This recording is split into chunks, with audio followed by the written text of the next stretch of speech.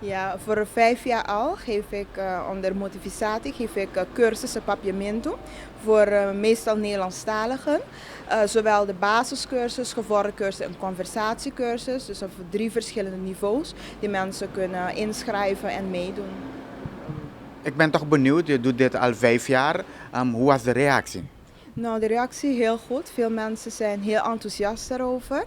Het is ook mond-op-mond reclame zo'n beetje. Dat mensen zeggen, oké, ik heb het heel fijn ervaren tijdens de lessen. Want het is, ik zeg altijd, motivatie, dat is eigenlijk ja, je moet het beleven om het heel veel om het echt te voelen. Dus het is eigenlijk, je voelt het, je proeft het. Naast dat je dan de taal leert, leer je ook heel veel van de cultuur, van de gewoontes.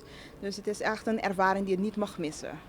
Waarom heb je deze initiatief gestart? Nou, het is zo, na 10-10-10, 10-10-10, weten we dat heel veel Nederlanders deze kant opkomen. Voor zowel korte periodes, maar ook langere periodes, ook definitief. Dus, en het is heel fijn dat ze dan geïnteresseerd zijn om dan onze taal te leren. Dus ook om respect te geven aan de bevolking, aan de taal, aan het eiland. Maar ook eigenlijk om beter te kunnen integreren en ook in contact te zijn met de lokale bevolking. Vertel eens een beetje over de structuur van de cursus. Nou, zoals ik zei, zijn 3 verschillende niveaus. Dus we gebruiken een lokale materiaal. Dus de methode die we gebruiken is papiamento kumi. Dat is een lokale materiaal. Het is ontworpen door mevrouw Xiomara Frans Muller. Zij woont hier en het is hier ontwikkeld. En het is een echt interactieve les. Dus dat je dan ook zoals ik al zei, je proeft een beetje van de cultuur, van de taal en het is echt een ervaring op zich. En met de gevorderde cursussen en conversatiecursussen gaan ze ook leuke excursies doen. Dus het is gewoon, je moet het beleven.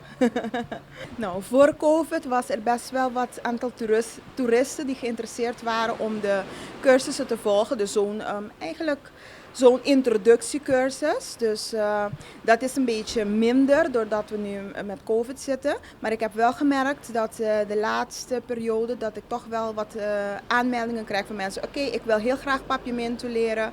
Dus is dat mogelijk dat we dan tijdens onze vakantie even een introductieles kunnen krijgen? Dus dat is ook mogelijk bij ons. En mensen kiezen soms ook om die introductieles hier te doen. En als ze terug zijn in Nederland, dat we dan gewoon online verder gaan met de lessen. Er zijn toch verschillende mensen die hier komen werken vanuit Nederland. Die moeten ook papiaments komen. Maken ze gebruik van jouw cursussen? Ja, ik krijg best wel veel aanmeldingen van mensen die hier komen en zeggen, ja, ik moet voor mijn werk moet ik dan papiamento leren. Dat is dan ook makkelijker om met mijn collega's om te kunnen gaan, maar ook dan sommige stukken die in papiamento worden geschreven, dat ze dat in ieder geval kunnen begrijpen wat er staat. Dus mensen zijn echt geïnteresseerd. Daar ben ik blij voor.